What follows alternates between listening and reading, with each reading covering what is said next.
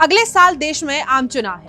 ऐसे में आरबीआई ने राज्यों को चेताया है कि वो ओल्ड पेंशन स्कीम जैसे लोक लुभावन वायदों से ओपीएस को बहाल करने के बारे में ना सोचे, क्योंकि इसका सीधा असर आरबीआई की वित्तीय सेहत पर पड़ता है। आरबीआई ने साफ तौर पर ओल्ड पेंशन स्कीम के वादों पर चिंता जताई है। उनका कहना है कि सरकारी खजाने के लिए ओपीएस बहुत नुकसानदेह साबित होगी। अगर ओल्ड पेंशन स्कीम फिर से सभी राज्यों में बहाल होती है तो इससे उनका खर्च कई गुना बढ़ जाएगा, जो कि बर्दाश्त से बाहर होगा।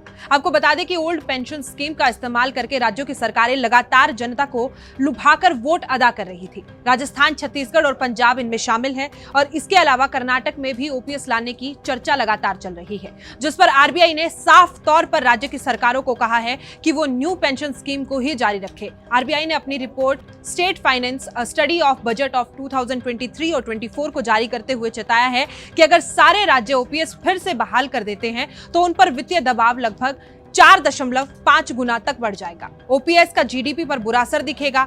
इस पर होने वाले अतिरिक्त खर्च का बोझ 2060 तक जीडीपी का 0.9% तक पहुंच जाएगा और ऐसा होने पर इसका सीधा असर राज्यों के विकास कार्यों पर होगा, क्योंकि ओपीएस बहाल कर चुके राज्यों की तर्ज पर अन्य राज्य भी इसे लाने पर विचार करने लगे हैं और ऐसा होता है तो राज्यों पर वित्तीय बोझ बढ़ेगा। सीधे तौर पर इसे पीछे जाने वाला कदम माना जा सकता है। इतना ही नहीं, आरबीआई का मानना है कि इससे आने वाली पीढ़ियों पर भी असर पड़ेगा। रिपोर्ट के मुताबिक ओपीएस का आखिरी बैच 2040 की शुरुआत में रिटायर होगा और उन्हें 2060 तक पेंशन मिलती रहेगी। वहीं इसके विपरीत आरबीआई ने खर्च बढ़ाने के बजाय राजस्व में इजाफा करने का सुझाव दिया है। रिपोर्ट में कहा गया है कि सभी राज्य अपनी कमाई में इजाफा करने के बारे में सोचें। राज्यों को रजिस्ट्रेशन फीस, स्टॉप ड्यूटी, अवैध खनन रोकने, टैक्स कलेक्शन बढ़ाने, टैक्स चोरी रोकने, इसके अलावा प्रॉपर्टी, एक्साइज और ऑटोमोबाइल पर भी लगने वाले टैक्स को रिवेन्यू करने पर ज्यादा ध्यान देना चाहिए।